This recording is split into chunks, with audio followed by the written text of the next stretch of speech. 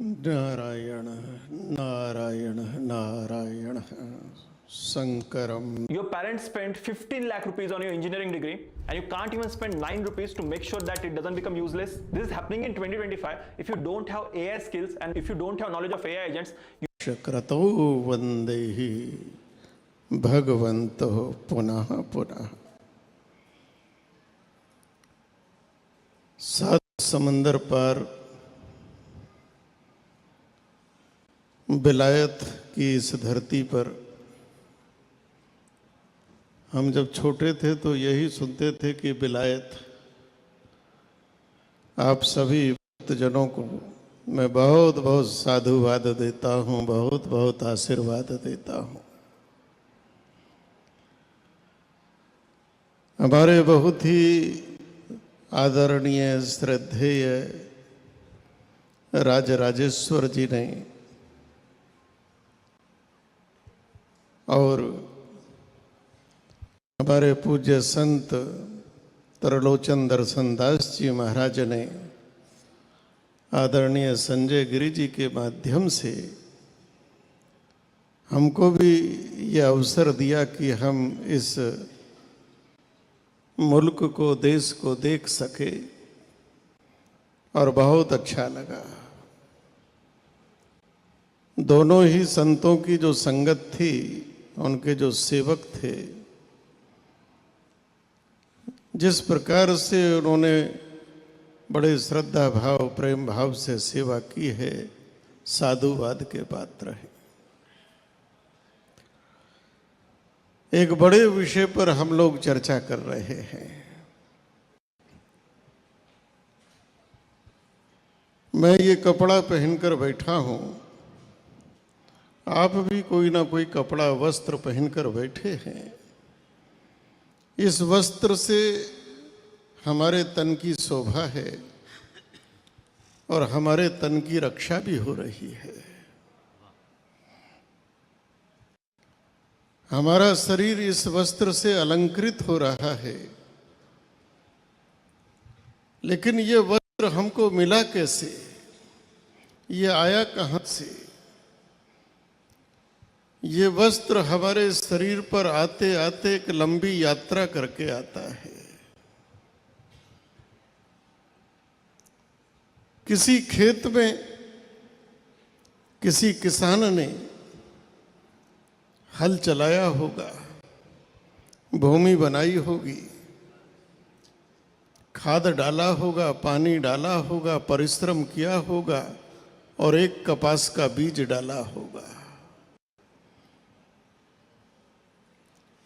उसका परिश्रम लगा होगा, उस कपास के पौधे की रक्षा करी होगी। किसी ने उस कपास से रुई को निकाला होगा, फिर किसी ने उस रुई से जो कपास से निकलती है बिनोले को अलग किया होगा, फिर उस रुई को किसी ने धुना होगा।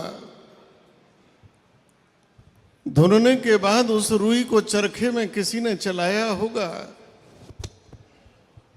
चरखे में चलाने के बाद उसको काता होगा, फिर किसी बड़ी फैक्ट्री में वो धागा बनकर गया होगा, फिर वहां किसी ने उसको ताने और बाने में ढला होगा। उसके बाद वो निकल कर आया होगा तो किसी ने उसमें रंग डाला होगा। रंग डालने के बाद वो आया होगा बाजार में, तो किसी दर्जी ने, किसी टेलर ने, किसी कलाकार ने उसको आकार दिया होगा, काट पीट कर सीला होगा। और इतनी लंबी यात्रा करने के बाद वह वस्त्र हमारे शरीर पर आया है। अगर हम यह केवल कहें कि हमने पैसा दिया, रुपया दिया, हमारे पास रुपया था और हमने रुपए से वस्त्र ले लिया, तो ये गलत है। ये वस्त्र एक लंबी यात्रा करके आया है। अगर वो किसान ना हो वो काटने वाला, बुनने वाला, काटने वाला, सीलने वाला ना हो तो ये वस्त्र हमारे शरीर पर नहीं आ सकता है। इसी प्रकार से इस संसार में रहते हुए हम परस्पर एक दूसरे पर आश्रित हैं। हम एक दूसरे के बिना रह नहीं सकते हैं।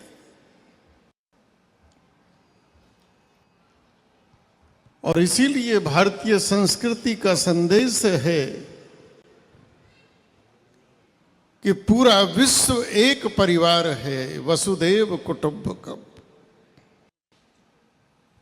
और भारतीय संस्कृति कहती है, अरे नफरत छोड़ो, मुस्कुराना सीखो।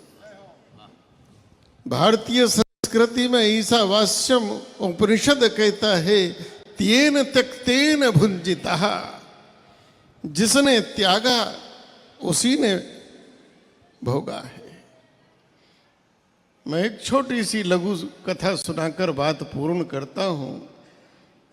दो व्यक्ति थे,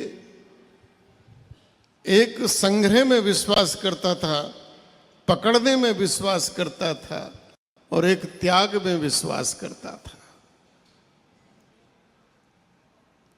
दोनों को एक दिन जाना पड़ा, नदी आ गई, नाव से पार जाना है। तो जो जोड़ता था,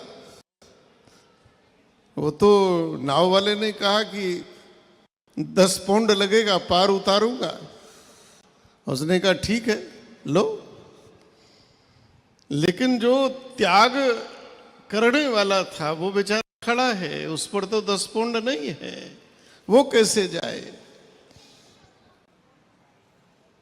तो उसका जो साथी था उसको दया आई, उसने कहा कोई बात नहीं, मैं देता, बैठो नाव में। बैठे, दोनों पार चले गए। अब जो संग्रह करने वाला है वो कहता है, देखो तुम त्याग त्याग करते रहते हो, अगर आज केवल त्याग पर रहते तो तुम पार नहीं जा पाते। मैंने तुम्हारा भाड़ा दिया है। वो कहता है, बंधु तुम भी अगर त्याग ना करते, अगर रखे रहते, तो तुम भी पार नहीं जा पाते।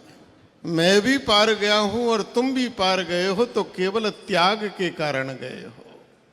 तेन त्यक्तेन भुंजिता। भारतीय संस्कृति का यही संदेश है, जियो और जीने दो। इसलिए भारतीय संस्कृति ने नारा दिया है, धर्म की जय हो, अधर्म का नाश हो, प्राणियों में सद्भावना हो और विश्व का कल्याण हो, सर्वे भवन्तु सुखिनः। और आज का विश्व इसी भावना को चाहता है कि नफरत समाप्त हो, आतंकवाद समाप्त हो, सीमाओं का विवाद समाप्त हो, युद्ध की विभीषिका समाप्त हो, सब प्रेम पूर्वक रहें और सब एक दूसरे को आदर दें, सम्मान दें। यही भारतीय संस्कृति का संदेश लेकर हम नेटवर्क 10 के माध्यम से और राजराजेश्वर जी जैसे सिद्ध साधक, सिद्ध संत, मनीषी और संत तरलोचन दास जी जैसे संतों के साथ पूरी दुनिया में प्रेम बांटने निकले हैं, सद्भाव बांटने निकले हैं। और यही कहने लगे कि तू प्यार का सागर है, तेरी एक बूंद के प्यासे हम। नफरत छोड़ो, प्रेम करो, प्रेम ही परमात्मा है, प्रेम ही भक्ति है। सा त्वा अस्मिन परम प्रेम रूपा। और परमात्मा ने भी कहा, राम ही केवल प्रेम ही प्यार, जान ले जो जाना ने हारा। तो प्रेम से बढ़कर कुछ नहीं है। प्रेम के गीत गाते रहो, स्वयं भी आनंद में रहो और संसार को आनंद दो, सुख दो। यही संदेश हमारा है। जय श्री राम।